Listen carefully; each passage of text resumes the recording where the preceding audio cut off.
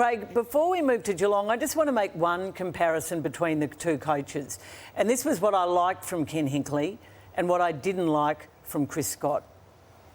We had what we needed. We had the build-up we wanted, and we came out and got blown off the park very early by the Bulldogs. We have no excuses. We have no reasons that were outside of our control. We have what we needed, and we just didn't perform.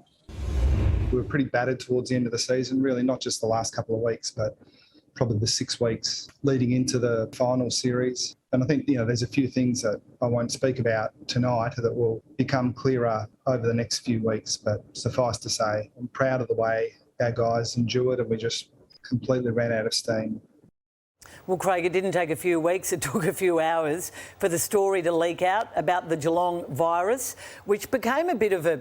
The club actually received a bit of ridicule, certainly, Matthew, on social media, and from some well-known commentators for bringing that up in the first place. I don't know why Chris needed to bring it up. I'm glad Ken Hinkley offered no excuses. He didn't actually bring it up, though, Caro. Yes, he did. He didn't actually bring it up. Yes, he spoke did. He to said there we were being battered. issues that he wouldn't talk about. Well, why then? Why even bring it up at all, Craig? Why bring up the fact? And Jimmy Bartell raised his eyebrows at this on 3AW on Saturday before we knew about the virus.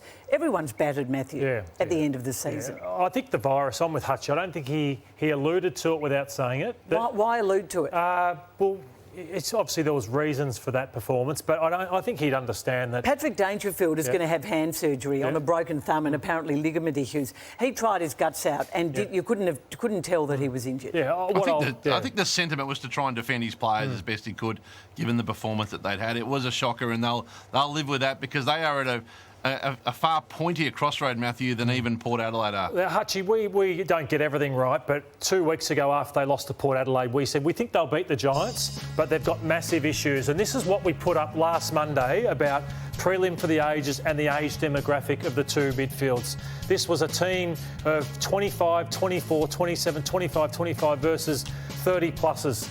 And all Geelong had was experience, but aside from that, there was this young, hungry, explosive, brutal. You look at Joel Selwood there, they just couldn't go. They just couldn't do it. And that's where put the illness aside, put being battered for 6 weeks aside and say we need to be really brutal on this. We might have got to the top 4, but we were 83 points away from what a potential premiership side. And I think the Bulldogs would have done exactly the same to them with their midfield that they've got. So I think they have to make strong, hard decisions. It looks like they've made it with their assistant coaches, and I think they should also make it with this playing group now to try and plan for the next premiership. So it's a tough bus to turn. It really is, though, with the playing list profile at the moment, Cara.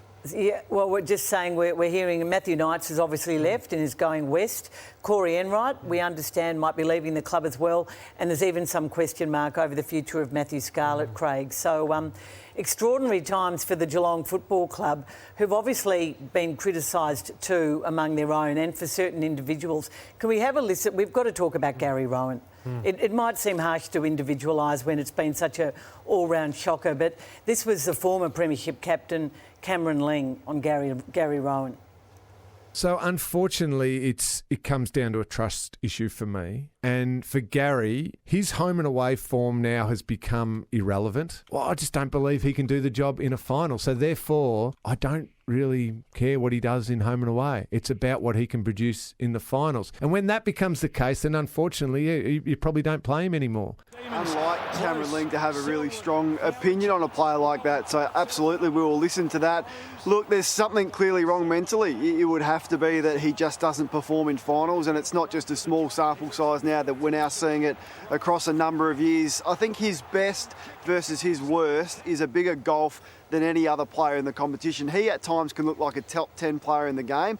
At times, like he did on Friday night, he can look like a bottom 50 player in the game. So there's an issue upstairs there. Not sure what it is, but I think they'll still persist with him. I don't think they'll delist him at the end of this year.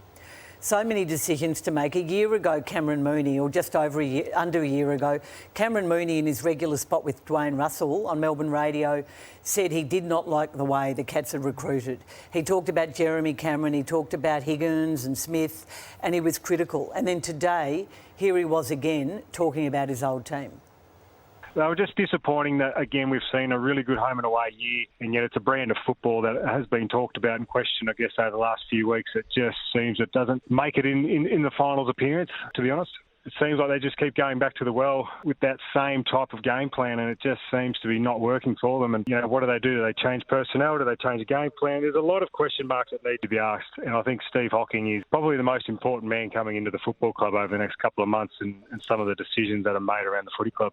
What I'm seeing, I wasn't sure where they'll go with Chris Scott over the next 12 months. So I'm interested in your thoughts, Hutchie, on this, because Matthew Knights goes, Corey Enright, as you just touched on, potentially if Scarlett goes, I reckon they're backing in their senior coach and they're saying, let's bring in fresh assistants to assist Chris Scott with some new ideas and support Chris with a new game style potentially. But here is the age bracket. I know it comes up a lot with Geelong, but here are the ages of them. And you're asked, they've got pick 30 in the draft this year, so it's not as if they've got a great draft hand. They've just signed Cameron Guthrie till 2025, and he's 29 years of age. So, we talk about Brandon Parfitt and we talk about Quinton Narkle, but it's not as if they're going to really transform your side. So, Hutch, to me, I just wonder if is it symbolic today that assistants are gone, Chris Scott gets some fresh ones, and these fresh coaches aren't going to come for 1 year. They'd want to sign for 2 or 3 knowing that their senior coach is Chris Scott. What's your thought on that? I'm fascinated by where Chris Scott is, Lordo, as you know, because he's been the most successful home and away coach really in modern history. He's got a year to go. I'd love to see him extend and continue. It doesn't strike me that he's in that mindset yet to do it. I hope that we're proven wrong on that. And if not, what does he do? Does he run the last year out and see how he feels?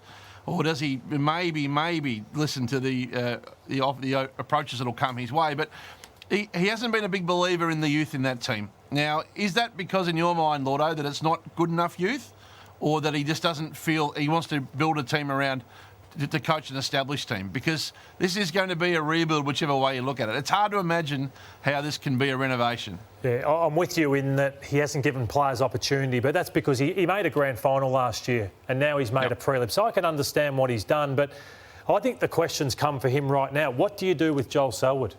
Like, can Joel keep going? Kane, I'll bring you in. What does he do with Joel? Because Joel was shown by Petrarca and Oliver that he can't cut it against those guys anymore. So he has to make some really strong decisions. Luke Dalhouse, do I play him again?